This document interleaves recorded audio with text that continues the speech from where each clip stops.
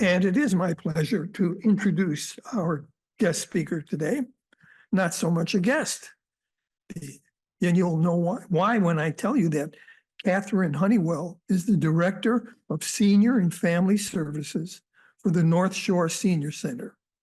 She and her dedicated staff of social workers help thousands of people on the North Shore every year, including many of us here today and on Zoom. Kathy, as we know her, celebrated her 35th anniversary with the center. I think that deserves a hand.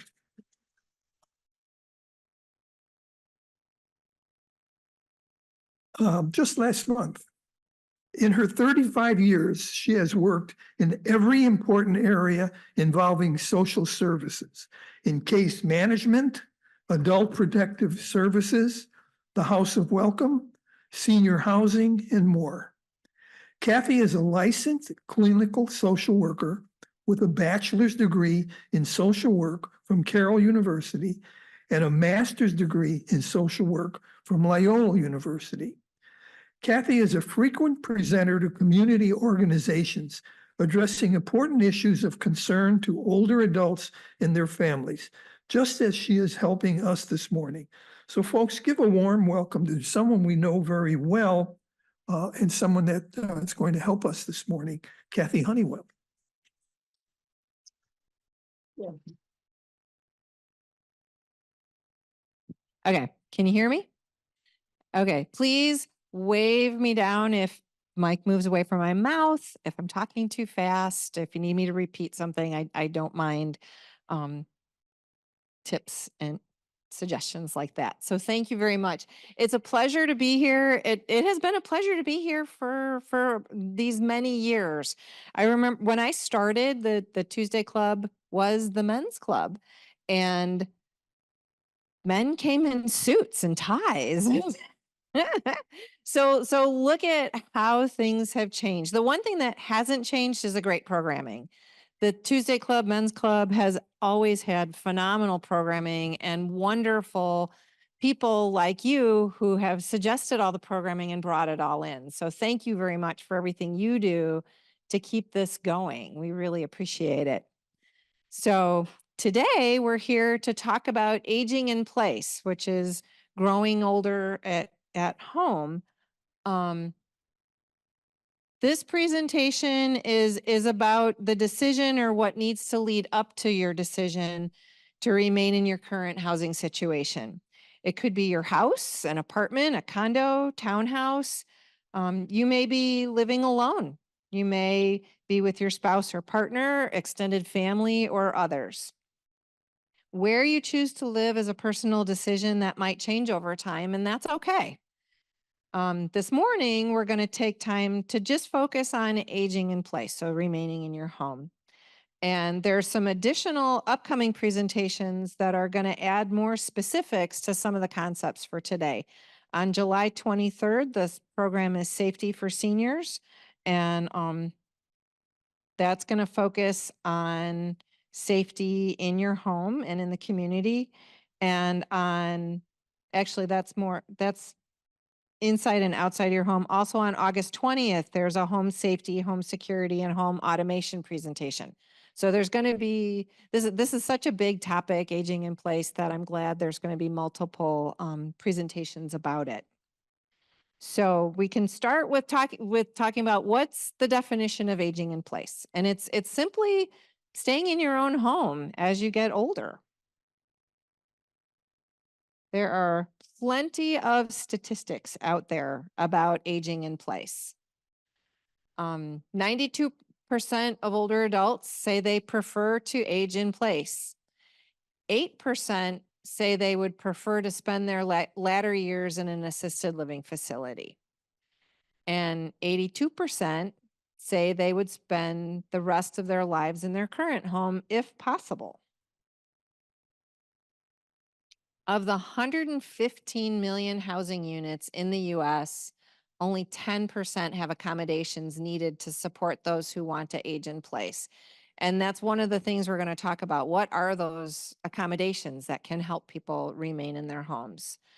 And 76% of remodelers have said they've received more requests for aging in place related features over the past 5 years.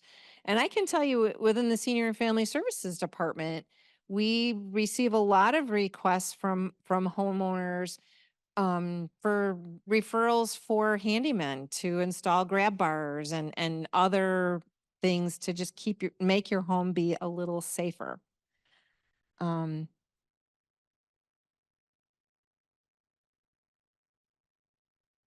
so why do people prefer to age in place? A lot of 83% of older adults say they feel safer living in their current home. You know where everything is. You've put it there, so it's more comfortable. And I've heard from many people, if your vision is getting poor, you know where everything is, and so you feel more comfortable there. Um, 56% of people say their home reminds them of their family. In a lot of cases, people raised their family there, and their families have had an important role in that particular setting. And 62% of older adults say they have an emotional attachment to their home, probably because it reminds them of their family and all their memories are there. 40% of people say independence is the biggest reason to age in place, with happiness ranking as the second most prevalent response. And a lot of people equate remaining in your home with remaining independent. And for people who choose to live elsewhere, you can be equally independent no matter where you live. But some people feel that they can be most independent in their homes. 43% of adults are not confident they can afford assisted living expenses if needed. And I think that's a big concern for a lot of people. Aging in place is attractive because most people, again, feel comfortable in their environment that's familiar to them. With physical and mental health challenges oftentimes becoming unavoidable in people's later years, trying to navigate an unfamiliar environment on top of everything else can seem overwhelming. So there are many challenges to aging in place, and some of those challenges include unsafe housing. You know, where you live is outside of where you live is as important as what's inside your home. Loneliness. If you live in a rural community and there's no one around for miles, or if you're alone in your home and you're not able to get out and you're not connected to people like coming to North Shore Senior Center, you can be very lonely in your home.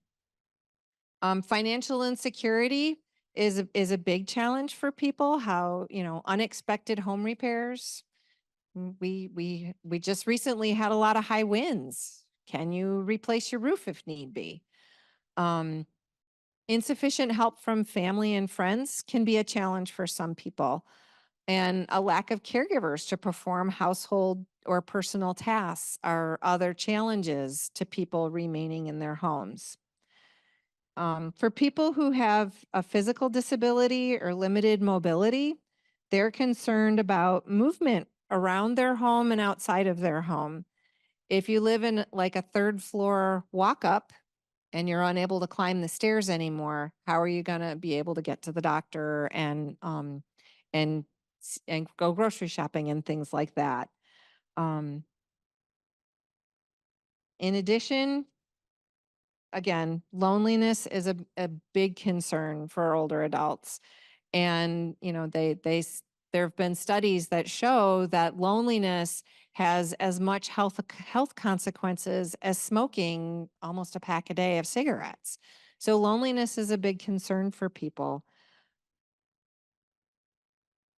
Other issues, hypertension, diabetes, depression are concerns that impact people aging in place. Security, the security of your home is another issue, and we can when we get to the technology piece, there are some systems that'll help people remain safe in their homes, and as well as things like emergency home response systems where you can push a button to call for help. And nowadays, Apple Watches can have fall detection in them. There's a lot of technology that can help people. And memory loss is a big concern that can also impact aging in place. So what kinds of supports are available to help people in their homes? And what are the current costs for these things?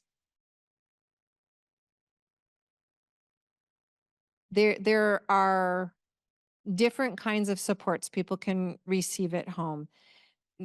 Personal care, they can get help with personal care, household chores. There's a difference between personal care and medical care, and we can talk about that.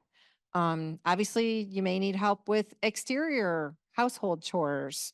Meal preparation is a big challenge for some people. Money management, transportation, safety, and technology are all supports that are available to help people. Oops, before we get to that, I want to go into each type of care. So for personal care, that we're looking at things to help you with your activities of daily living. Those are the things like bathing and dressing, grooming, using the toilet, moving around, and even transferring, getting out of bed and getting either into a chair, moving around your home. At the moment, the national average cost of home care is $30 an hour. It could range way below that and way above that, but the average is $30 an hour. And depending on how much help you need determines what it's going to cost you per week, per day. Some agencies have minimums. It may be a few hours. Some have 4 or 6 hour minimums. It depends on the agency. And some people privately hire people to manage that kind of care. If you and there's kind of a difference. There's pros and cons of both hiring an agency versus privately hiring a caregiver. If you work with an agency, they're going to you pay the agency and they take care of income tax, unemployment insurance, all things like that. They also are supposed to complete criminal background checks so that the person coming in your home is safe. And they have backup available if the caregiver's not available.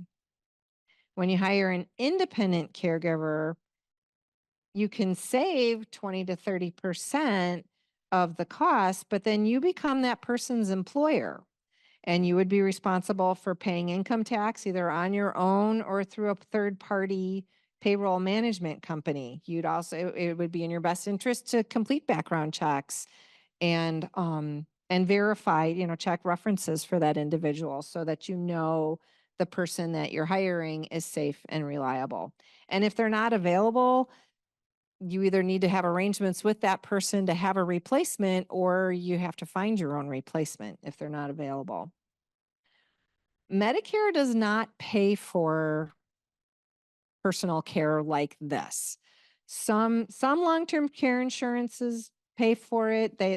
Your policy would be very specific as to what qualifications need to be met and what agencies you would work with to have that covered by long-term care insurance. But in most cases, people are privately paying for this kind of help. Help with household chores. Many people hire cleaning help. But in some cases, the caregiver, the people who are hired to do the personal care, can also complete the household chores for people. If somebody's hiring just a cleaning, the national average for house cleaning service is anywhere from $450, I have a typo there, $45 to $50 per hour, or $300 for a 3-bedroom, 2-bathroom house. Again, if you need more help than just cleaning help, hiring personal care can take care of the cleaning and everything also. There's separate care for specific medical issues.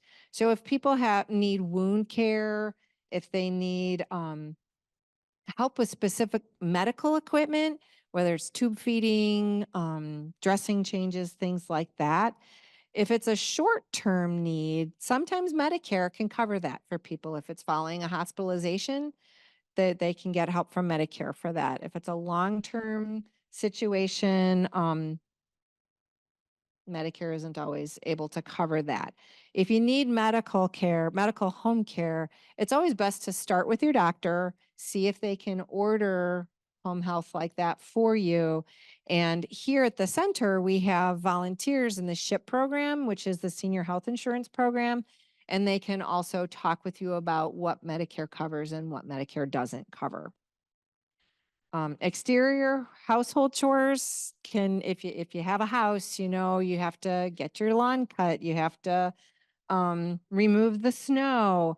And one dramatic change that I've seen throughout my time here is that the ability, or kind of lack thereof, to find private individuals to do things like shoveling the snow and taking out the garbage cans and things for you.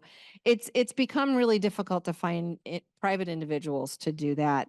And people have had to kind of rely more on companies and agencies to do that kind of work. Meal preparation can be a challenge. If you've recently started using a walker, you know that if your hands are busy pushing the walker, how are you going to cook your meals, move things around throughout the kitchen? There are resources to help people in their home if they're not able to cook or shop for themselves.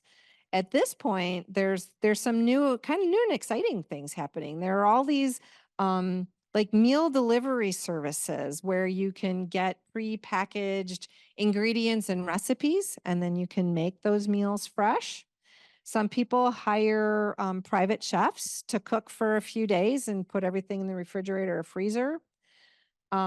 There's also home delivered meals. There are some agencies that are just strictly private pay for home delivered meals.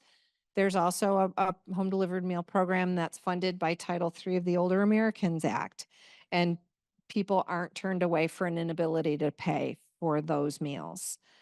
In Chicago, the starting cost of something like a personal chef can be anywhere around $23 per hour or more. So there are a lot of different ways for people to get their meal preparation needs met. Money management can be a challenge for some people if they have low vision. If somebody else had always managed the money, but that person is no longer available, it can be a challenge. Memory loss also makes it challenging to manage money. And there are professional daily money managers who can help people either set up the ongoing regular occurring bills. They can help set that up online so that it's paid automatically. They can also help people create budgets and make sure that they're staying on top of all their current expenses. Daily money managers charge anywhere from $35 to $100 per hour. And that can be a monthly visit. It could be weekly visits, depending on the needs of the individual. And there are certified daily money managers. And at the end of the presentation, I have a link to a lot of these different resources. And I have some handouts also with references of where you can get some of these resources. Transportation, you know, living in the suburbs, I think everybody's very aware of the fact that public transportation can be a challenge. There's also been some nice changes over time when it comes to transportation. If you're not able to drive, or if you've never driven yourself, we have resources like Uber and Lyft to supplement cabs. There's also, along with public transportation, the buses and the trains and things, PACE has paratransit, which is a smaller bus that's wheelchair accessible, and people who need that service can apply through PACE to utilize that service. And that's a curb to curb service. So they'll pick you up in front of your house and bring you where you need to be and then take you back. So there are transportation resources to help people who don't drive. And again, being in an area like this, transportation is less of a challenge than if you lived in a rural area.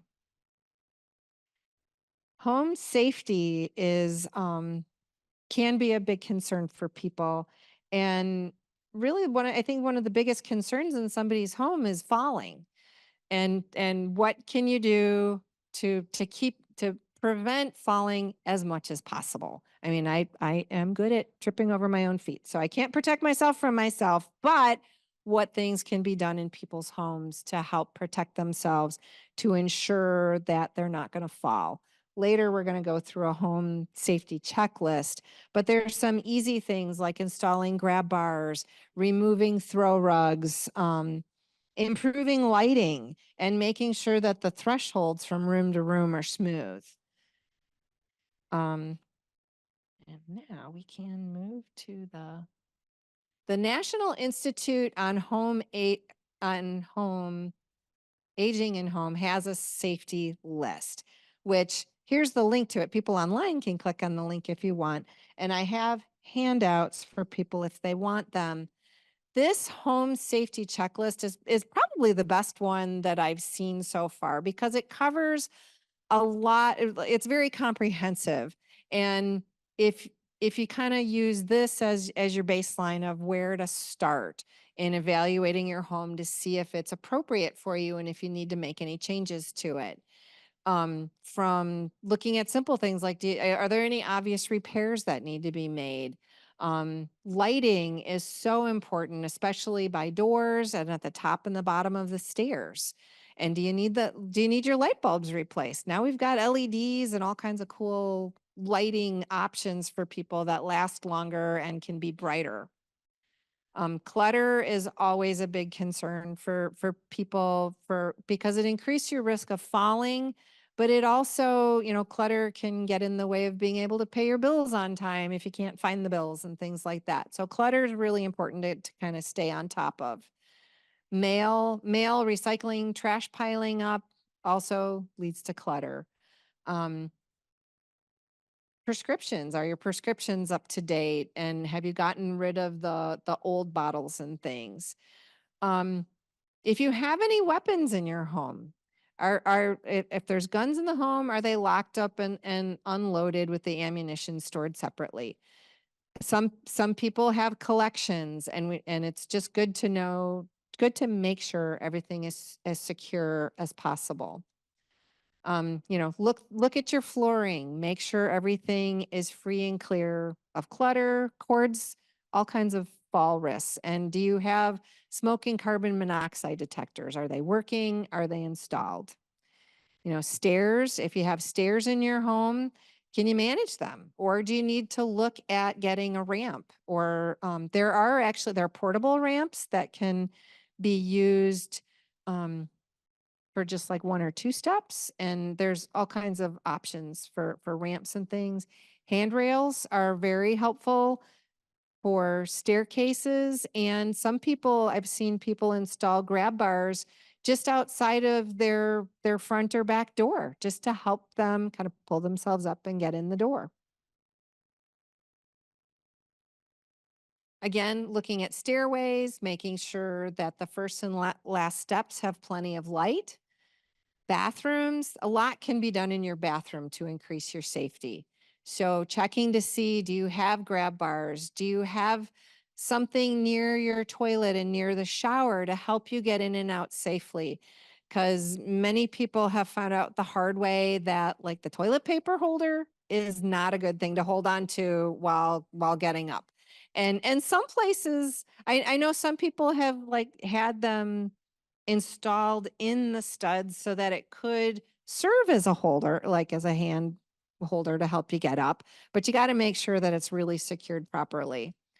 And even things like non-skid strips in the tub, or making sure that you have either no carpeting in the bathroom, or if you have like throw rugs in the bathroom so that you're not sliding on tile, you need to make sure that that is secured so it's not going to slide out from under you. Checking your water heater, making sure that the water is set to 120 or lower to avoid scalding. And again, making sure there's sufficient lighting if you're getting up in the middle of the night. You don't want super bright lights at 2 in the morning, but you need some lighting to make sure that you can see where you're going. In the kitchen, safety knobs and making sure there's sufficient food, there's no spoiled food. If your vision is starting to go, maybe having somebody else look in your fridge to make sure there's nothing fuzzy and check the dates on things. And the drain trap in the kitchen, is there a drain trap? Is it clean? Is there anything else available to help avoid clogs in the plumbing and whatnot? And then outside, are your locks all secure? Are you able to, if you need a walker or a wheelchair, can you get in and out of the doors? Do you need your doors widened? There are many houses that are over 100 years old and the doors aren't wide enough because building codes have changed over time. Checking out lighting is very important. Bushes and foliage is that growing over your walkway? And have you addressed any uneven surfaces inside and outside of the home? So I think taking this checklist is a really good way to start looking at your home and deciding, if this is the place where I want to be, is it going to meet my needs? So definitely look at this list. If you need to have an outside person come in and look at your home to assess its safety, there are two different, there are many professionals who can do this, but there are people who are called certified aging in place specialists and occupational therapists who have special training to really zero in on whatever needs you may have and to make sure that your home is safe and it's going to meet your needs. A certified aging in place specialist understands the needs of older adults and is knowledge about aging in place home modifications, common remodeling projects, and solutions to common barriers. Many remodelers have staff who are certified aging in place specialists. And so they're called CAPS. So CAPS designees are often remodelers, but oftentimes designers, occupational therapists, architects, and others have this designation as well. Some organizations will charge a flat fee to assess your home to do this by the CAPS specialist, or sometimes it's included in the cost of the remodel. Occupational therapists are trained, and they're trained health professionals who understand health and disability issues that people face over their lifetime, and they know how to match the abilities of the individual with needed supports. So occupational, oftentimes if somebody's been recently hospitalized, maybe they had a stroke, they went to rehab and they came home, an occupational therapist will be one of the many people that'll come out and evaluate your needs in your home and make suggestions. And that, following a hospitalization, that's covered by Medicare. Occupational therapists have a person-centered focus. So they really want to know what you need and what you want in your home, and they can make recommendations for the present, but they can also make suggestions for the future. And I encourage people, if you're interested in staying in your home, kind of having a home assessment sooner rather than later is always a good idea, because you don't want to have to make changes in a crisis.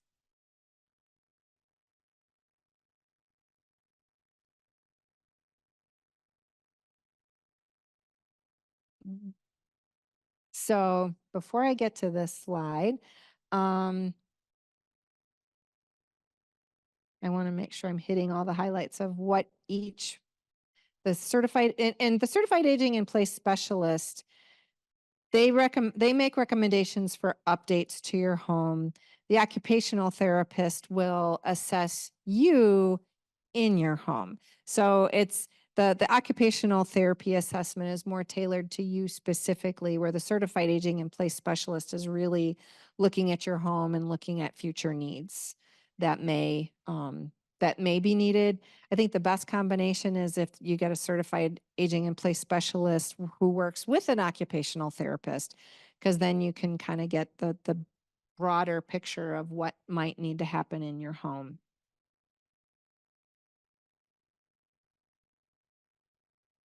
So again, how do we pay for this?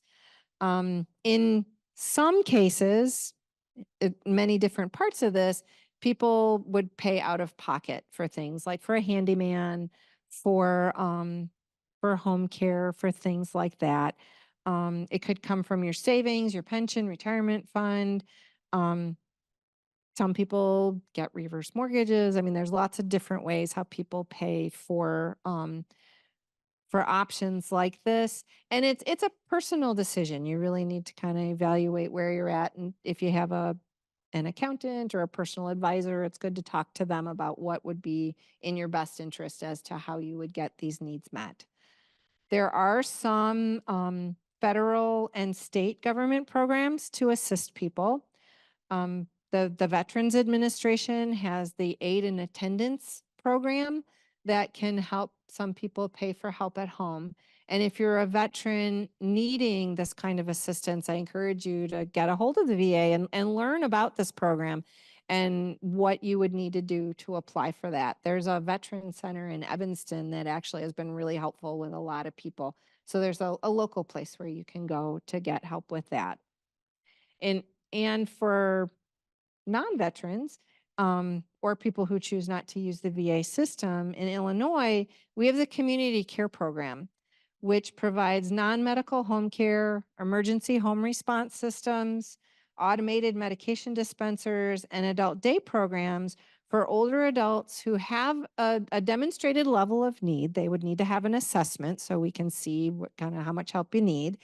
And they have limited assets. So their liquid assets for an individual would need to be below $17,500. And requirements are different for couples. For this program, people would need to apply for Medicaid, because the way the state helps pay for this program is Medicaid pays for part of it and the state pays for part of it. So for people who have limited assets who want to remain in their home but need help, there is something through the state to help people stay in their homes. There's also, for people who don't qualify for the community care program, or maybe their needs aren't as high and they don't need that level of care, there are programs that are funded by Title III of the Older Americans Act. And for the Older Americans Act programs, again, somebody needs to need help, and they have to be over the age of 60. They would need to be assessed either by North Shore Senior Center or an area in care coordination unit near their home would need to assess them, and then to determine their level of need, and then they may qualify for programs such as home delivered meals and chore housekeeping services. For programs that are funded by the Older Americans Act, there's no charge to the recipient. They are told about the cost of care, and they are welcome to make a donation, but nobody would be turned away for an inability to pay for those programs. One big difference between the community care program and the Title III programs is the amount of help people can get.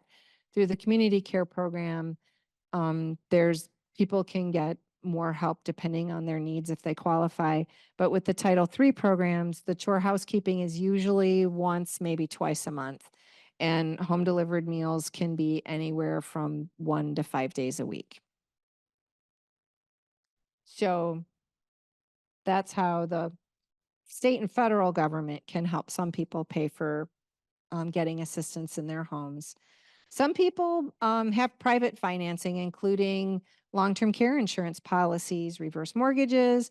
Some people even use the cash value of their life insurance policies to help pay for some help at home or remodeling of their home. It's really important to talk to if you have long-term care insurance, review the policy and talk to an agent to see exactly what's covered and what needs to be done in order to qualify for that assistance.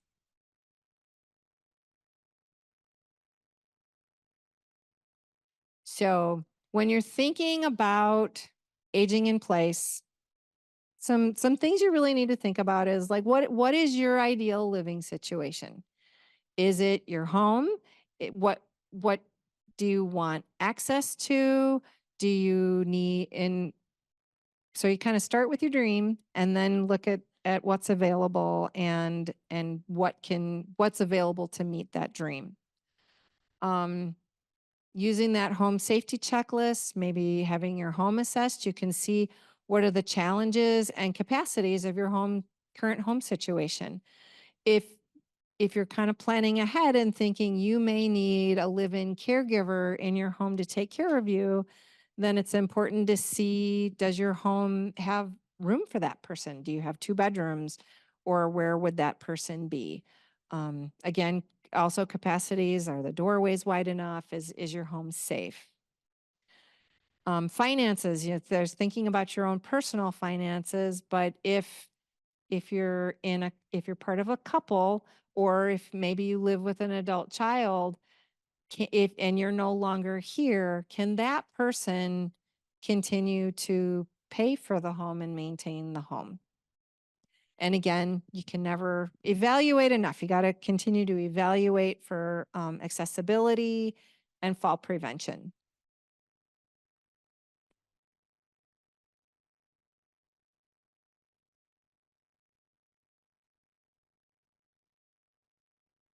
And I have a list of references that people can check. I talked a lot faster than I thought I was going to.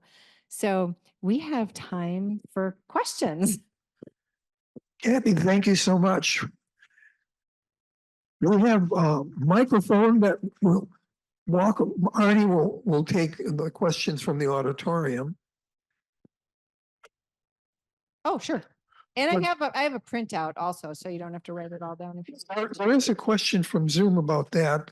The people on Zoom are asking, will you be able to make the handout available that Jill can send it online to those that are part of the Tuesday Club? I can do that. Perfect. Thank you. Go ahead.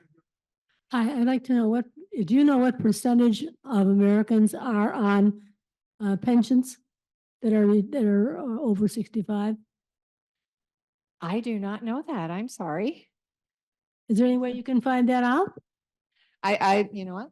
Let me write myself a note. 'Cause I don't hear the term pension mentioned much with older people, and I think it's very important. And when you say on pensions, you mean separate from Social Security? Okay. By the way, there's a couple up front, Arnie. Kathy has been recorded, so this will be available at the North Shore Senior Center website. Kathy, a wonderful program. Thank you.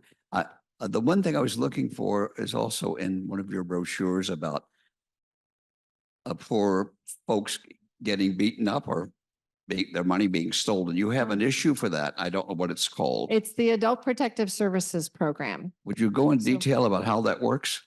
So we receive reports of abuse, neglect, and exploitation for adults, disabled people living with disabilities, ages 18 to 59, and older adults 16 and older.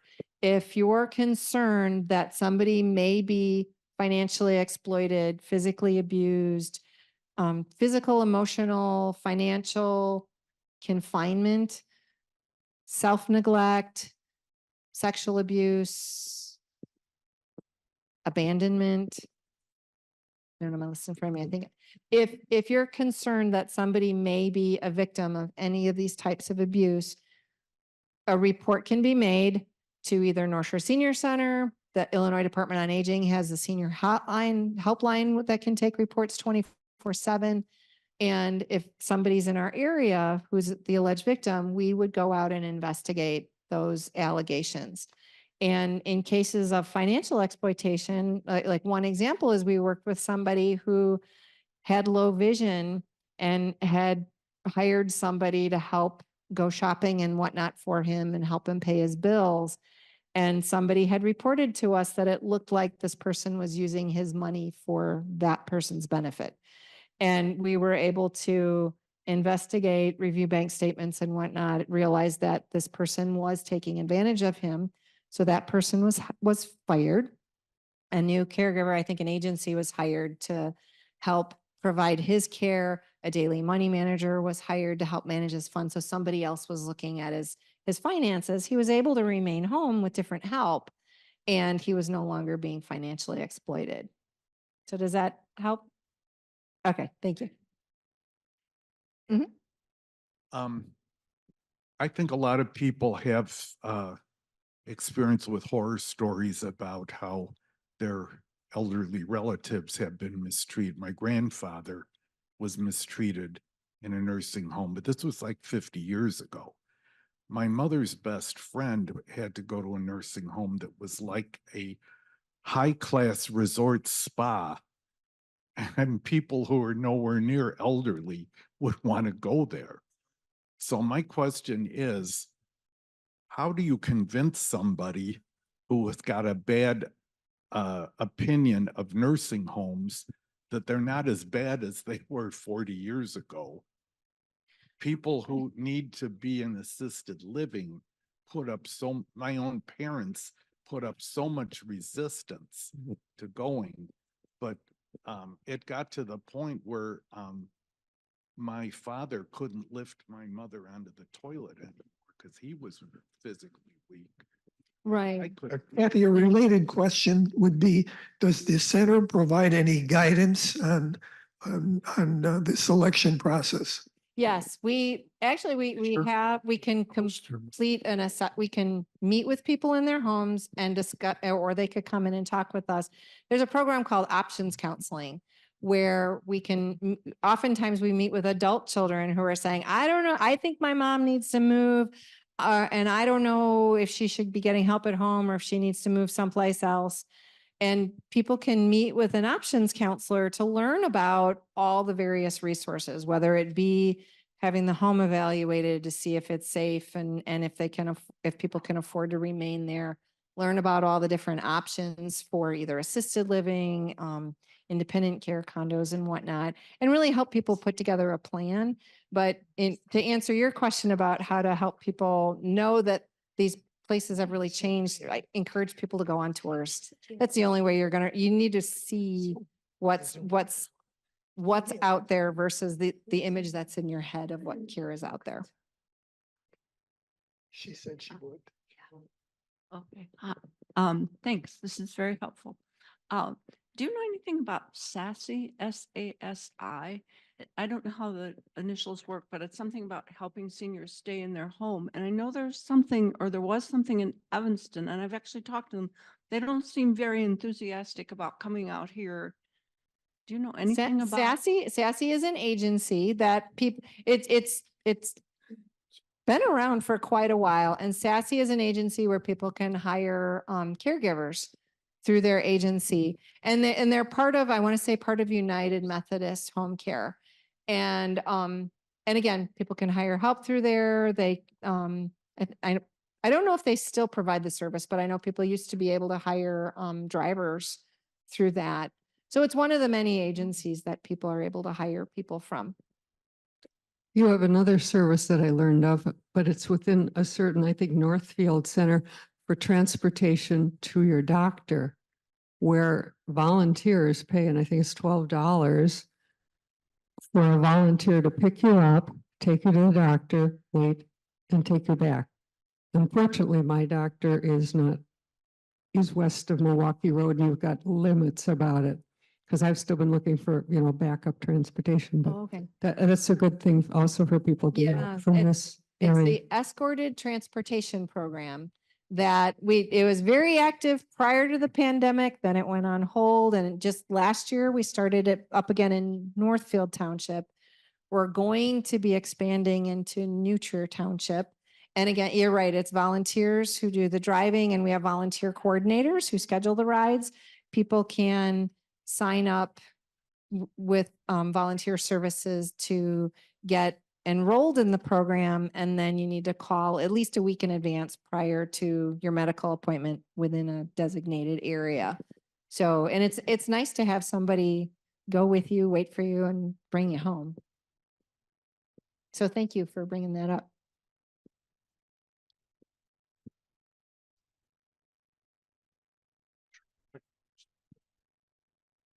Yeah, just some information. There's also another program that's run by New Trier where you can get a $5 voucher for any taxi ride within New Trier Township, to and from your home or your home to the airport or whatever.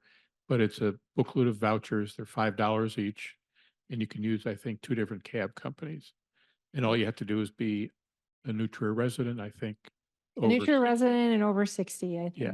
And it's called Dial a Ride. Right, exactly. And different townships, like the city of Northbrook has it. I think Northfield Township has it. New Trier has it. So it's a great resource to help pay for it. Skokie has something. It helps pay for cabs, which is great. A couple questions that came to mind. One is how practical has people have found having stair lifts or even elevators in their home? Are anybody doing things like that to multi-level colonials where people use access to some means of physical going upstairs? Their stair lifts, they can be pricey, but they are a tremendous help for people who can't climb the stairs but still want to sleep upstairs or whatever. And I personally know some people who they had a chairlift installed because they had an older relative living there, and even after the person no longer lived with them anymore, they used that to get the laundry up and down the stairs, Right. put the basket on the chairlift. So there's and talking about that, there's so many accommodations you can have made for your home that you don't have to have arthritis or have mobility issues for them to make your lives easier. Right. Things like, grab bars in the shower, anybody can slip. I think it's good for anybody to use a grab bar walking in and out of the shower. So some of these accommodations, you can use it at any time. Another question relates to the issue of clutter. I mean, most homes, if you've lived in it for a few years, any advice on the issue, and does the center provide any guidance on how to deal with it besides the gift shop, where we know we can, they'll take some wonderful lightly used products and other people will enjoy them. But any thoughts about the issue of clutter?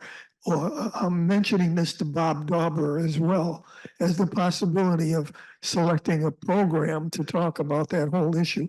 But do you have any thoughts on it? I know that actually businesses have been created around there, and there are actually professional organizers that help people kind of get all the clutter under control, and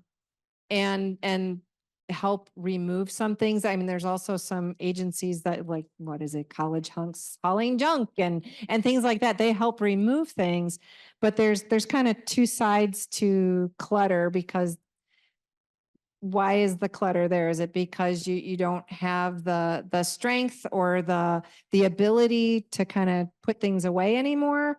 Or is there a mental health issue that's becoming a challenge, or a vision issue that's becoming a challenge that also needs to be addressed? So you kind of need to look big picture at that, but chances are it seems like everybody has a friend who loves to get rid of everybody else. I have another question here from this young man. Thank you. Now, can you let go? Thank you. Another question, just to mention, you were saying it's hard to find people to help with chores around your house.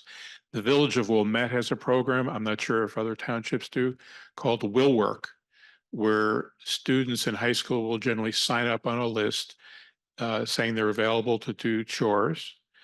The village compiles the list and will send it out to village residents. And then you can contact these students and make your own arrangements in terms of what they want to do and what you pay them. And there's a wide variety. Some will do just computer tech support. Some will cut your grass. Some will do chores around the house.